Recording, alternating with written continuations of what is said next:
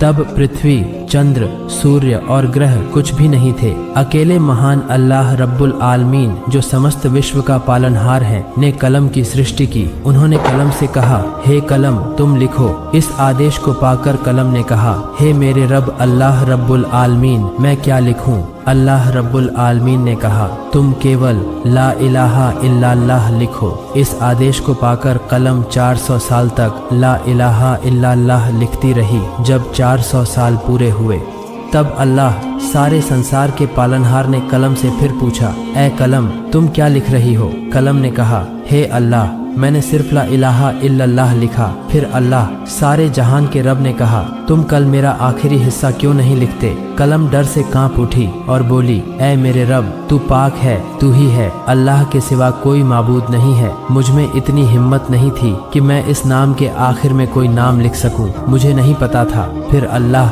सारे जहान के रब ने कहा, ऐ कलम इलाहा इल्लल्लाह के बाद मेरे प्रिय मित्र हबीब मोहम्मद रसूलुल्लाह ने यह नाम लिखा, अर्थात ला इलाहा इल्लल्लाहु मोहम्मदुर रसूलुल्लाह के लेखक। यह सुनकर कलम ने सैकड़ों वर्षों तक इस नाम को लिखना शुरू कर दिया। फिर अल्लाह ताला ने उस मुहाने पर बड़े बड़े खंभे बनाए और उन्हें 77 आसमानों और जमीन में गाड़ दिया। भाष्यकार ने उल्लेख किया है कि प्रत्येक खंभे से दूसरे खंभे तक की दूरी 700 साल थी। और फिर अल्लाह ताला ने कहा, और उन्होंने 4 फरिश्तों की सृष्टि की जो इस अर्श को उठाने के लिए थे। और अल्लाह रब्बुल आलमीन ने उनसे कहा, हे मेरे फरिश्तों तुम ऊपर उठो। इस आदेश को पाते ही 4 फरिश्ते ऊपर उठने के लिए तैयार हो गए, लेकिन किसी भी तरह वे सक्षम नहीं हो सके। तब अल्लाह ताला ने फरिश्तों को एक दुआ सिखाई। दुआ थी, सुबहानल्लाह, अल्हम्दुलिल्लाह, अल्लाहु अल्लाहु अल्लाहु अल्लाहु अकबर। इस ध्वनि के साथ फरिश्ते ऊपर उठने में सक्षम हो गए और तभी अल्लाह रब्बुल आलमीन की कुदरत से कई फरिश्तों की सृष्टि हुई और वे सभी अल्लाह की गुणगान और प्रशंसा करने लगे। फिर अल्लाह रब्बुल आलमीन ने अपनी महान योजना के तहत मावरी तैयार की और वहां लाल याकूब से लाहौर की सृष्टि की और उसे नीचे रख दिया। फिर अल्लाह ताला ने कलम को आदेश दिया, हे कलम इस अद्भुत सृष्टि और ज्ञान को और क़यामत तक सृष्टि जगत में जो कुछ भी होगा उसे तुम अल्लाह की किताब में लिखो। महान अल्लाह के इस आदेश को पाकर कलम बिस्मिल्लाहिर रहमानिर रहीम शुरू करते हैं। केवल अल्लाह ही सृष्टि जगत का सृष्टा है। अल्लाह के अलावा कोई उपास्य नहीं है, वह एक और अद्वितीय है। इसके बाद अल्लाह रब्बुल आलमीन ने कलम को फिर से आदेश दिया, हे कलम आदि मानव से शुरू करो। 1 को 24,000 भविष्य वक्ताओं की समस्त जानकारी प्राप्त कर ली गई है, लिखो। इस आदेश को प्राप्त करते ही कलम ने पूरे सृजित संसार की हर चीज को लिख दिया। फिर जैसे ही अल्लाह सर्वशक्तिमान ने याकूब को देखा, याकूब पूरी तरह से घबरा गया और पानी में बदल गया और अल्लाह की असीम शक्ति की हवा पैदा हुई। सर्वशक्तिमान ईश्वर ने उन्हें उत्तर, दक्षिण, पूर्व, पश्चिम भेजा और कहा, तुम तीव्र गति से बह रहे हो, इससे पानी में लहरें पैदा होती हैं। उसने तुरंत परमेश्वर की आज्ञा का पालन किया, इसलिए पानी की सतह पर झाग बन गया और इन झागों के एक दूसरे से टकराने के परिणाम स्वरूप अल्लाह के आदेश से आग पैदा हुई। कुछ ही देर में आग से धुआं उठने लगा। फिर मैं यह काम अल्लाह के लिए करता हूँ। अल्लाह सारे जहान का रब पानी के बीच में हुकूमत करने लगा। उसने इस धुएं को 7 हिस्सों में बांट दिया। पहला हिस्सा पानी था, दूसरा हिस्सा तांबा था, तीसरा हिस्सा लोहा था, चौथा हिस्सा चांदी था, 5वां हिस्सा सोना था और छठा हिस्सा धातु था। उसने 7वें हिस्से से याकूब को बनाया। फिर सर्वशक्तिमान अल्लाह ने अपनी शक्ति से पानी से पहला स्वर्ग बनाया। उन्होंने दूसरा स्वर्ग लोहे से, तीसरा स्वर्ग चांदी से, चौथा स्वर्ग सोने से, 5वां स्वर्ग माओवादियों से, छठा स्वर्ग जैकब से और 7वां स्वर्ग जैकब से बनाया। एक स्वर्ग से दूसरे स्वर्ग की दूरी लगभग 500 वर्ष है। फिर अल्लाह ताला ने पानी से सोने जैसी छोटी चीज को लाल रंग के आकार में बदल दिया। जब धरती ने आकार ले लिया तो अल्लाह जो कि सारे जहान का मालिक है ने 4 फरिश्तों हजरत जिब्राइल, हजरत मिकाइल, हजरत इस्राफिल और हजरत अली को आदेश दिया कि वे उसे चारों दिशाओं से ले आए। अल्लाह का आदेश पाकर उन्होंने उस आदेश का पालन किया और तुरंत ही एक विशाल भूमि का आकार ले लिया। फिर केवल 6 दिनों में अल्लाह सारे संसार के पालनहार ने आकाश, पृथ्वी, चंद्रमा, सूर्य, ग्रह, तारे और इस ब्रह्मांड की हर चीज का निर्माण किया। फिर 1000 वर्ष के बाद अल्लाह सारे संसार का पालनहार उसने धूम्र रहित अग्नि उत्पन्न की और उससे जिन्हों को उत्पन्न किया, जिन्होंने उनमें से एक पैगंबर भेजा। उसका नाम यूसुफ था। अल्लाह ताला ने उस नबी को शरिया के नियम सिखाए और दुनिया में भेजा। इस प्रकार जिन्न का जीवन चलता था, लेकिन कई वर्षों के बाद जिन्हों का पूरा समूह अल्लाह के नियमों को भूलकर भटक गया और पाप में लिप्त हो गया। तब यूसुफ नामक जिन्न ने सभी जिन्हों से कहा, ऐ जिन्हों के समूह, अल्लाह से डरो, पाप से लौट आओ। क्या तुम भूल गए हो कि अल्लाह एक अद्वितीय है, अल्लाह के अलावा कोई उपास्य नहीं है। इसलिए तुम तौबा करो और सच्चे रास्ते पर लौट आओ और अल्लाह के विधि विधान का पालन करो। लेकिन उन सभी जिन्होंने उसकी बात नहीं मानी और मिलकर उसे मार डाला। इस बीच सभी फरिश्ते कहने लगे, अल्लाह ने जिन्हों का एक समूह बनाया है जो दुनिया में बुरे कामों, उत्पात और हत्याओं में लिप्त है। अल्लाह सारे जहान का रब, बेहद मेहरबान, अल्लाह की रहमत बेशुमार है। फरिश्तों से यह सुनकर उसने जिन्हों को उनके गुनाहों की सजा देने के बजाय एक और नबी भेजा, लेकिन वह सफल नहीं हो सका। केवल कुछ जिन्हों ने उनके मार्गदर्शन को स्वीकार किया और धार्मिक मार्ग पर लौट आए और हर कोई गुमराह हो गया। इस तरह लगभग 26,000 वर्षों की अवधि में जिन्टा ने बड़ी संख्या में पैगंबरों को मार डाला। फिर अल्लाह सारे संसार के पालनहार ने एक फरिश्ता भेजा। उन्होंने कहा, जाओ और उन लोगों को दंड दो जो बुरे कामों में लिप्त हैं। सारे संसार के पालनहार अल्लाह से यह आदेश पाकर उन्होंने फिर से अरबों जिन्हों को दंडित किया। केवल वे ईमान वाले जिन्न ही फरिश्तों के हाथों से बच पाए, जो पापी जिन्न से डरते थे और जंगलों और पहाड़ों की गुफाओं में अल्लाह की इबादत में लीन थे। तभी फरिश्तों ने एक खूबसूरत नौजवान जिन्न को अकेला खड़ा देखा। उसका नाम इब्लीस था। उसे देखकर उन्हें बहुत अफसोस हुआ।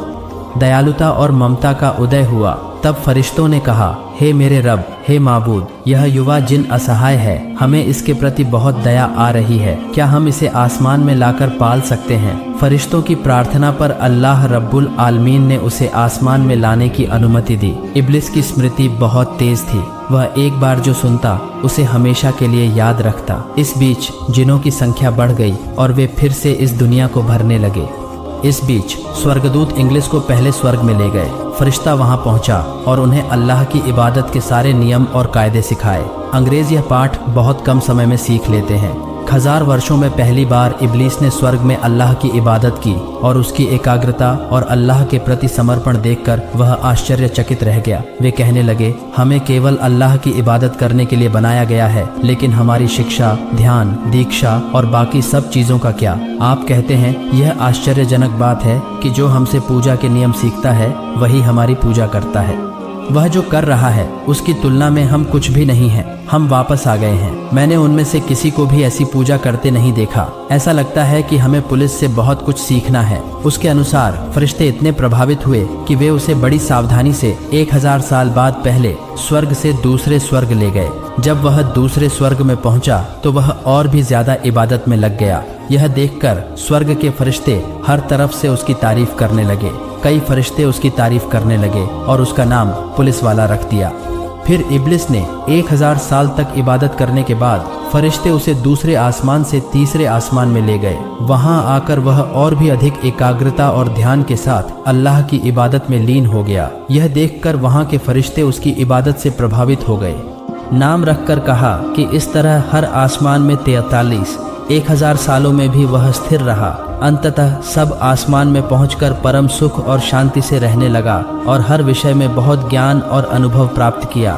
तब फरिश्तों ने अल्लाह से दुआ की, हे मेरे रब, हे अल्लाह, अगर तुम अपने प्रिय इब्लीस को फिर से उस मोहल्ले में ले आओ तो हम उससे बहुत कीमती सलाह सुनकर बहुत कुछ सीख सकते हैं, क्योंकि उसने हमसे कहीं ज्यादा ज्ञान प्राप्त किया है। महान अल्लाह ताला ने फरिश्तों की इस प्रार्थना को स्वीकार कर लिया और इब्लीस को उस मोहल्ले के पास ले आया। वहां पहुंचकर इब्लीस याकूत द्वारा निर्मित एक ऊंचे मिंबर पर इबादत में लीन हो गया और करने लगा। तब यह सब देखकर फरिश्तों ने उसे मलाइका यानी फरिश्तों का शिक्षक मान लिया। इस बीच पृथ्वी पर जो बाकी जिन्हों की टोली थी वे फिर से बेहद पापी हो गए। तब अल्लाह रब्बुल आलमीन ने इब्लीस से कहा, इस देश में तुम्हारी पहल और आज्ञाकारिता देखकर मैं बहुत खुश हूँ। अब तुम दुनिया में जाओ। मेरे स्वजातीय जिनों को सही रास्ता दिखाओ। अल्लाह रब्बुल आलमीन के इस आदेश को सुनकर इब्लीस ने कहा, हे माबूद, हे अल्लाह, मैं निश्चित रूप से आपके आदेश का पालन करूंगा, लेकिन अल्लाह मुझे ऐसी शक्ति दें कि मैं पूरे दिन दुनिया में जिनों को शिक्षा देने के बाद शाम को यहाँ वापस आ सकूं और आपकी सुरक्षा में रह सकूं। अल्लाह रब्बुल आलमीन ने इस प्रार्थना को स्वीकार कर लिया। फिर इब्लीस बहुत खुश होकर दुनिया में उतर आया और वह उन जिनों की टोली से कहने लगा, क्या तुम आजादों की बात भूल गए हो? अभी भी समय है, अल्लाह के रास्ते पर लौट आओ। अल्लाह के सिवा कोई उपास्य नहीं है। पाप के काम छोड़कर सही रास्ते पर लौट आओ। इस तरह वह उन्हें लंबे समय तक हिदायत देते रहे, लेकिन लगातार कई दिनों तक उनकी मेहनत करने के बावजूद केवल कुछ ही लोग इब्लीस की बात मानने लगे और अधिकांश ने इब्लीस के खिलाफ विद्रोह करना शुरू कर दिया और भयानक पापों में लिप्त हो गए। तब इब्लीस ने अल्लाह के दरबार में दुआ की, माबूद, हे अल्लाह, मुझे शक्ति दें ताकि मैं अवज्ञाकारी जिनों को पूरी तरह से नष्ट कर सकूं। अल्लाह रब्बुल आलमीन ने इब्लीस की इस दुआ को स्वीकार कर लिया और जीवन को नष्ट करने के लिए अनगिनत फरिश्तों को दुनिया में भेजा। वे उनके साथ मिलकर थे, इसलिए फरिश्तों और इब्लीस का आगमन हुआ। इसके बाद दुनिया के सभी पापी जिन एक एक करके प्राण खोने लगे और दुनिया के कार्य समाप्त करके इब्लीस फिर से एकाग्रचित्त होकर अल्लाह की इबादत में लीन हो गया। अल्लाह ताला के दरबार में इब्लीस की कितनी इबादत थी, यह किसी के लिए भी गिनना संभव नहीं था। आसमान, जमीन और उस मोहल्ले के पास ऐसा कोई स्थान नहीं था जहां इब्लीस ने अनगिनत सजदा न किया हो। इस तरह के माहौल में अल्लाह रब्बुल आलमीन से दुआ की, हे मेरे रब, हे अल्लाह, मैं तुम्हारी अनंत कृपा के लिए अति मामूली स्तर से स्वसम्मान के साथ अति उच्च स्तर पर पहुंचकर मैं तुम्हारे अनंत अनुग्रह से तुम्हारी निकटता प्राप्त कर सका हूं। अब मेरे मन की एकमात्र इच्छा है कि यदि तुम मुझे पवित्र कहा जाने वाला महफूज 112 दर्शन कराते तो मेरी जिंदगी धन्य और सफल हो जाती। कृपया मेरी इस आकांक्षा को पूरा करो। मिकाइल फरिश्ता इस आदेश के साथ ही इब्लिस को लेकर लाल होकर महफिल के निकट ले गया। इब्लिस अल्लाह की अद्भुत सृष्टि लाहौर की महफूज की ओर। उसने धुएं को देखा और उसे पढ़ना शुरू कर दिया। अचानक मेरी नजर एक जगह पर पड़ी और वहाँ लिखा है, अल्लाह का बंदा 6 लाख साल तक अल्लाह की इबादत करेगा, लेकिन अल्लाह ताला के आदेश की अवज्ञा करने के कारण उसे जन्नत से निकाल दिया जाएगा और उस सेवक को स्वर्ग और पृथ्वी की माता सिंह या शापित के नाम से जाना जाएगा। यह देखकर अंग्रेज रो पड़ा और अंत में गिर पड़ा। टीकाकार के अनुसार इब्लीस ने 6000 वर्ष इसी सजदे में बिताए।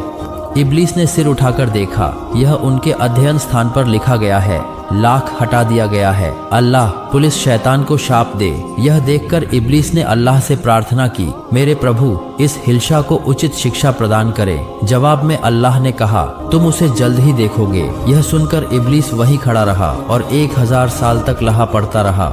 अल्लाह की लानत पैगंबर यानी शैतान पर हो। यहाँ यह उल्लेख करना महत्वपूर्ण है कि उस समय इसे वर्षा नहीं कहा जाता था। तब अल्लाह सारे संसार के पालनहार ने इब्लीस से कहा, मुझे बताओ उस बंदे की क्या सजा होनी चाहिए जो मेरी असीम कृपा प्राप्त करने के बाद भी मेरी आज्ञा का उल्लंघन करे। जवाब में इब्लीस ने कहा, हे मेरे प्रभु, सर्वशक्तिमान अल्लाह सारे संसार के पालनहार को ऐसे कृतघ्न व्यक्ति की कठोर सजा और शाप पर आश्चर्य होना चाहिए। तब अल्लाह सारे संसार के पालनहार ने कहा, अपना यह वचन थोड़ा बलपूर्वक लिखो, इसे अपने पास रखो, बाद में यह काम आ सकता है। इसके बाद इस घटना के कुछ समय बाद अचानक एक दिन इब्लिस सोचने लगा, अब जीनों की दुनिया में ऐसा कोई फरिश्ता या जीन नहीं है जिसने मुझसे अधिक शिक्षा प्राप्त की हो। अब फरिश्तों पर मेरा प्रभाव अतुलनीय है। मेरे प्रभाव, प्रतिष्ठा और शक्ति के साथ मुकाबला करने वाला कोई नहीं है। मुझे लगता है कि महान अल्लाह रब्बुल आलमीन सृष्टि के संचालन की जिम्मेदारी केवल मुझे ही दे सकते हैं। इस घटना के कुछ समय बाद अल्लाह ताला के एक समूह फरिश्तों ने कहा कि उन्होंने एक लेख देखा, बहुत जल्द किसी पर अल्लाह का नाम घोषित किया जाएगा। यह देखकर सभी फरिश्तों का समूह डर के मारे थरथराने लगा। वे कहने लगे, न जाने किस पर यह दुर्भाग्य आएगा। सभी फरिश्ते चिंता में परेशान होकर रोने लगे। इस पर उनके उस्ताद इब्लिस के पास पहुंचे। इब्लिस ने उन्हें देखकर कहा, क्या बात है, तुम सब इस तरह क्यों रो रहे हो? तब फरिश्तों ने कहा, उस्ताद, लाहा महफूज के पास लिखा है कि एक व्यक्ति पर अल्लाह का नाम घोषित किया जाएगा। हम इस सोच और डर में रो रहे हैं। मतलब आप हमारे लिए दुआ करें ताकि हम अल्लाह के गज़ब से बच सकें। इब्लिस ने उनकी यह सारी बातें सुनकर मुस्कुराते हुए अल्लाह ताला से दुआ की, हे मेरे रब, हे दयालु अल्लाह ताला, तुम इन फरिश्तों पर यह न लगाओ। अल्लाह रब्बुल आलमीन ने तुरंत इब्लिस की यह दुआ कबूल कर ली। फिर कुछ दिनों बाद एक दिन इब्लिस और उस मोहल्ले के एक सूचना पर उज्ज्वल नूर की तरफ से एक लेख देखता है। वहाँ लिखा था, आउस बिल्लाह रोजी, यानी मैं अल्लाह ताला से मदद की प्रार्थना कर रहा हूँ जो कि बिखरे हुए शैतान से है। यह लेख देखने के बाद इब्लिस बहुत हैरान होकर अल्लाह के पास पूछता है, हे मेरे रब, वह पापिष्ठ शैतान कौन है जिससे बचने के लिए तुझसे प्रार्थना करना लिखा है? सर्वशक्तिमान अल्लाह कहते हैं, तुम जल्द ही उसे पहचान लोगे। इस बीच दुनिया को उत्पात मचाने वाले जिन्न से मुक्त करने के बाद सारे संसार के पालनहार अल्लाह ने घोषणा की कि मेरे फरिश्ते धरती पर मेरे लिए एक नया खलीफा पैदा करेंगे। यह घोषणा सुनने के बाद सभी फरिश्तों ने अल्लाह सर्वशक्तिमान से कहा, हे मेरे भगवान, हे दयालु अल्लाह, क्या आप एक ऐसा प्रतिनिधि बनाना चाहते हैं जो भ्रष्टाचार की गारंटी हो? इससे अराजकता पैदा होगी। पहले की तरह हम आपका सम्मान और प्रशंसा करते हैं। तब अल्लाह ने, जो सारे संसार का पालनहार है, कहा, मैं तो जानता हूँ परंतु तुम नहीं जानते। फिर अल्लाह सारे संसार के रब ने जिब्रील को आदेश दिया, जाओ और धरती की सतह से मुट्ठी भर मिट्टी ले आओ। जिब्रील ने यह आदेश पाकर तुरंत धरती पर उतरे और सबसे पहले उन्होंने उस जगह से मुट्ठी भर मिट्टी ले जाने का निश्चय किया जहाँ आज काबा स्थित है। लेकिन धरती ने कहा, बरैल, मुझसे मिट्टी मत लो। सारे संसार का पालनहार अल्लाह इस धरती से जो खलीफा या उत्तराधिकारी पैदा करेगा, उनके बच्चे और पोते दंड के भागी होंगे। मैं असहाय पृथ्वी हूँ, मुझ में अल्लाह का दंड सहने की शक्ति नहीं है। यह सुनकर हजरत जिब्रील आस बिना मिट्टी लिए वापस लौट गए। फिर एक एक करके माइकल और इज़राफिल सभी स्वर्गदूतों को मिट्टी लाने के लिए वहाँ भेजा गया, लेकिन वे सभी बिना मिट्टी लिए ही लौट गए। अंत में अल्लाह सारे संसार के पालनहार ने फरिश्ते अजराइल से कहा, ए अजराइल, तुम ज़मीन से एक मुट्ठी मिट्टी लेकर आओ। अल्लाह रब्बुल आलमीन के इस आदेश को सुनकर अजराइल फरिश्ता तुरंत ज़मीन पर उतर आए। फिर ज़मीन ने पहले की तरह अल्लाह की कसम खाकर मिट्टी देने से मना कर दिया। तब अजराइल फरिश्ते ने कहा, ज़मीन, तुम जिसे पहले दे रही हो, मैं उसी महान अल्लाह का आदेश मानता हूँ।